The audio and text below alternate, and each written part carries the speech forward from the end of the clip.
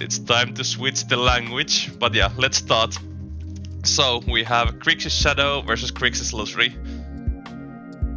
And for those who don't know, Lutri is a companion. It's the Izzet one that's banned in Commander, and it says that you can have it as your companion. You need to have your non-land cards need to be different each. So you need to be playing Commander/Highlander deck, basically.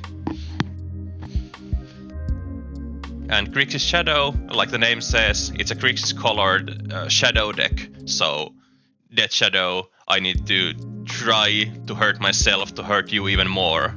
Like a true black deck.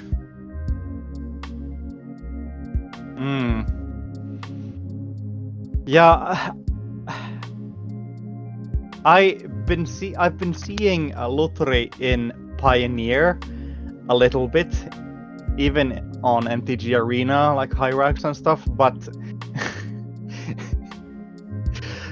modern Lutri is something else. Yeah, it's something else. You can play powerful cards because there's so many individually good cards, but you're still playing Lutri. Like you're still playing singleton deck.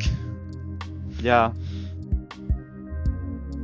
Shadow deck is especially great, like punishing against decks like Lutri, because its card quality is so high and its disruption is so efficient. When Lutri can stumble quite easily because it's not the most consistent one.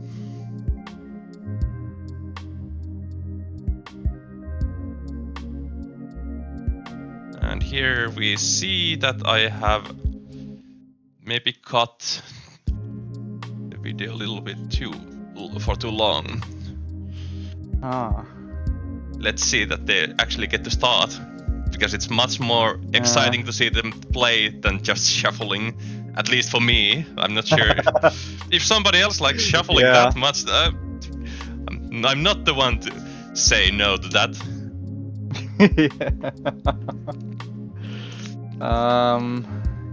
Can I see?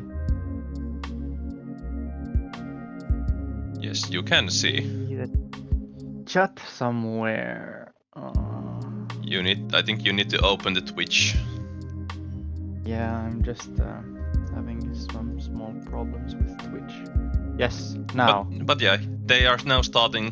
The Grixis Lutri has started with Scalding Tarn.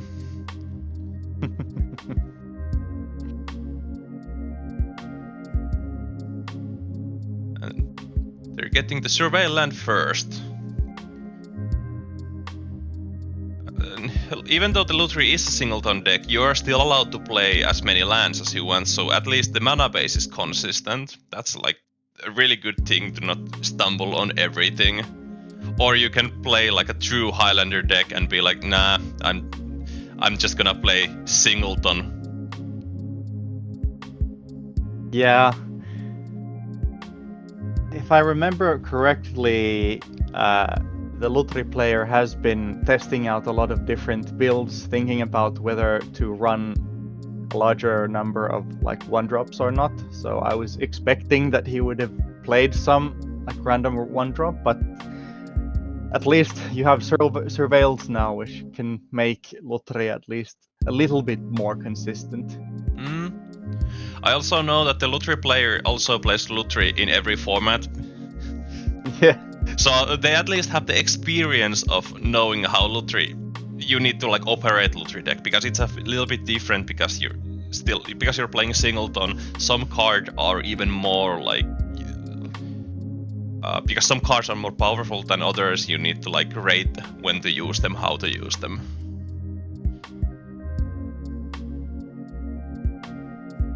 Exactly. On the Grixis Shadows turn 1, there was only Dragon Red Chandler, no Bubble Void. And is it gonna get Unholy Heated right away? It's gonna get Blood Chiefs Thirsted. The Sorcery Speed Fatal Push. Almost. And then we see Shadow doing Shadow things, taking damage, taking more damage. The more you take damage, the more your opponent takes damage.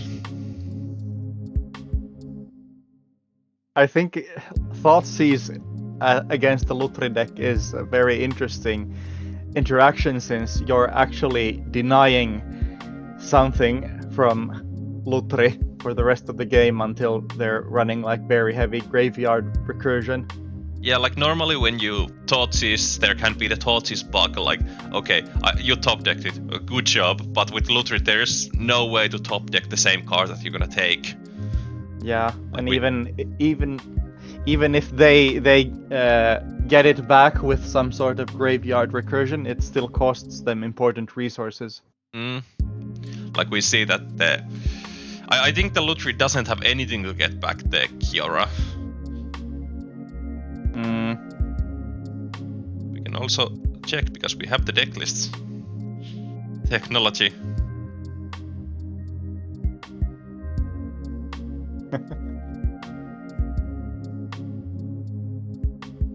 My phone has locked me out of everywhere. Didn't want to look it anyway.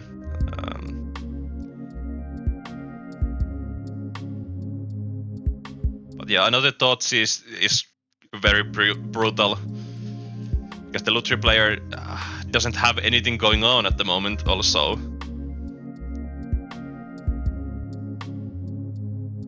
Exactly.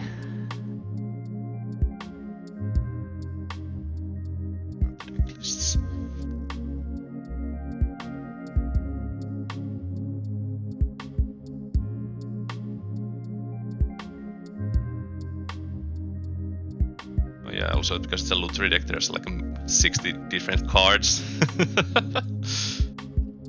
But yeah, I think that's a Scalding Viper. So it's a 2/2 or 2/1, and every time an opponent casts an instant or sorcery spell, they take 1. Yeah. Or spell with 3 or less. Yeah, I was trying to take it into domain at some point with the the druid version, but it was too janky for me. Yeah, the 2 mana adventure side is a little bit too highly costed. If it was like 1 mana, I could see it, because then it would be just a... Is it just a Vapor Snag? No, Void Snare with a creature attached to it.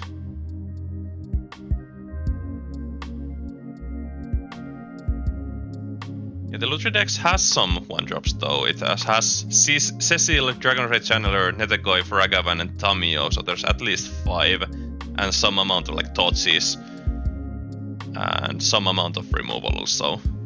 So it's not like... It has some amount of things to do on turn 1.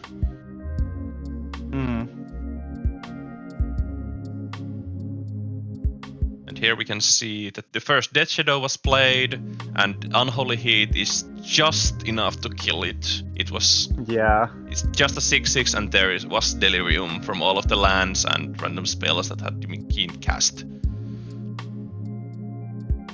But still, there's nothing going on still on the Lutri side. And Shadow can be like...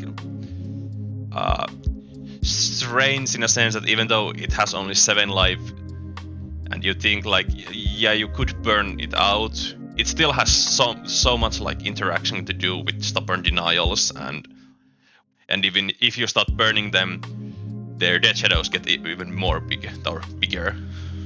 Yeah, exactly. And Lightning Bolt to the Shredder, Lightning Bolt to the FOMO, and Cecil. Cecil is also really interesting in Death Shadow because, of course, you don't...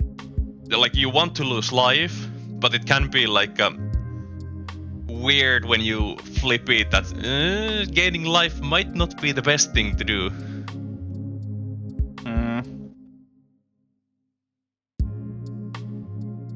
Yeah, I've been pretty torn on Cecil in Modern, really.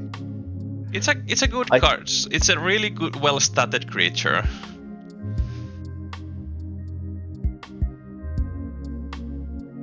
And Thoughtseize gets Lutri, and now this would be a scary situation if the Grixis player didn't have the Stubborn Denial, Because Yeah. just getting the lightning bolt on this situation would have been lethal without it. But they just drew a land.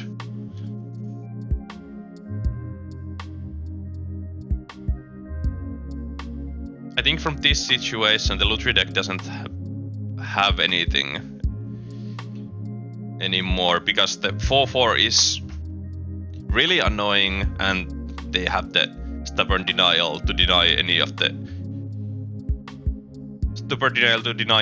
the basically answers. Like something like Murktide Region would be a huge top deck. Yeah, exactly. Oculus also would be good, but there are so few good top decks that don't get gotten by the stubborn denial.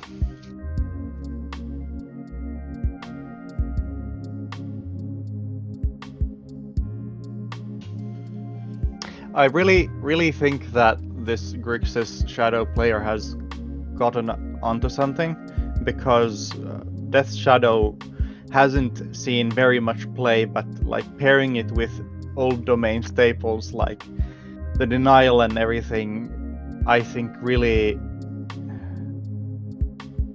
make it a lot better.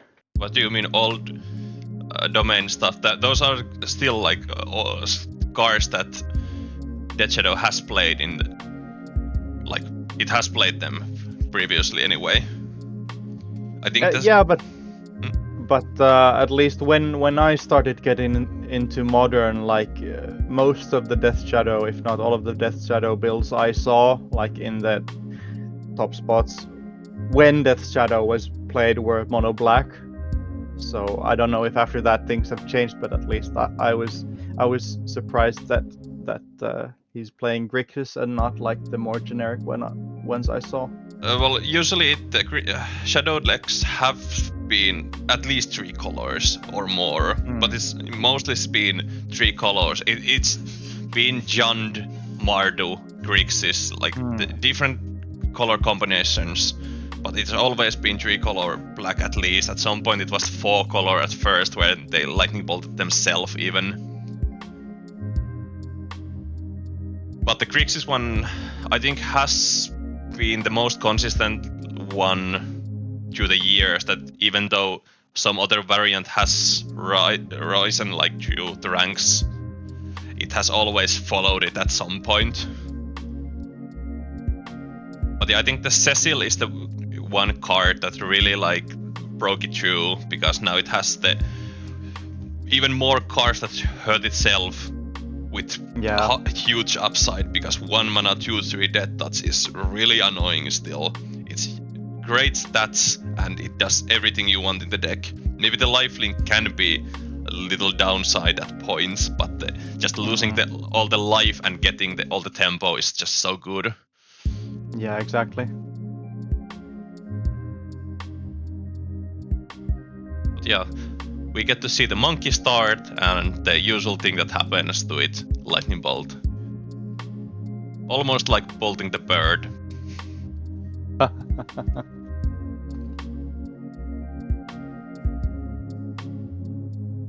And then we see a bubble, just taking a look. Look, you have bad cards. I don't care.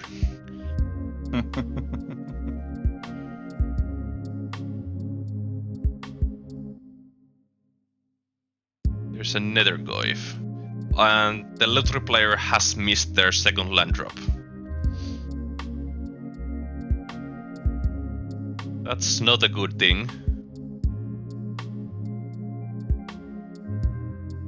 I really would like to know what he has in his hand. I'm not sure if they were like hoping that the Ragavan would live. Because that's usually like what I would... Alright, that's what I would imagine, that having a 1 land on play with Ragavan. But against the Grixis Shadow, that's a huge risk, because they have so many removal spells. Yeah. I'd imagine there's 4 bolts and 4 pushes. Yeah, and at least, yeah, I'm looking at some lists now, like some run Orcish Bowmasters offer turn 2, some run like a... I mean on a turn 1, because the crucial answer needed to be on this time. It needed to be on turn 1.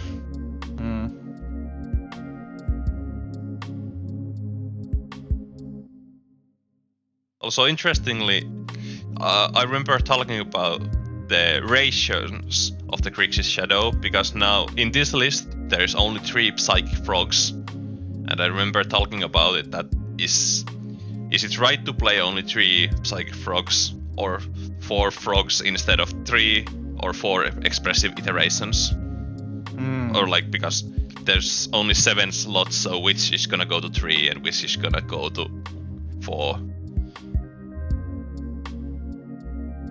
But yeah, this is a rough spot for the Grixis Lottery, because it's still a red-based removal deck, and there's a 2/2 Death Shadow, but there's also a Psychic Frog that is almost unkillable by bolt effects.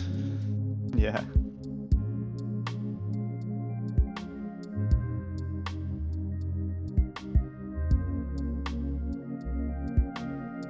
With black removal spells, it would have been that bad because, well, you have destroy target, so it doesn't matter how many counters the frog has.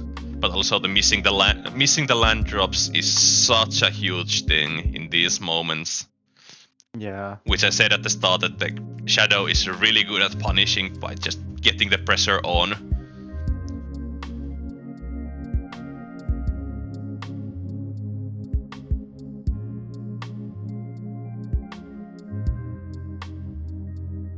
So 4 lands is quite many for the Shadow deck, because it runs only 18 lands. And Lightning Bolt there. And this is already, what, 6 damage. And a draw. And there's another Death Shadow. So now it's a little on the board.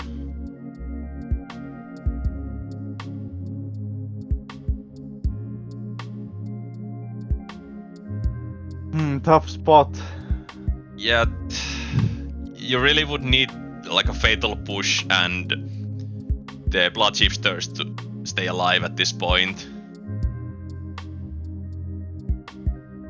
Yeah, Express Iteration could do it, but I would imagine not with 2 lands as a sink. No way. Those ain't gonna cut it this time.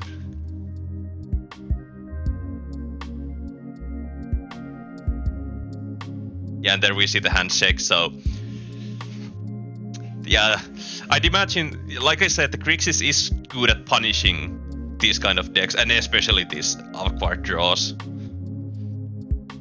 Yeah, having all the haymakers in the hand but not lands to cast them can be a rough spot.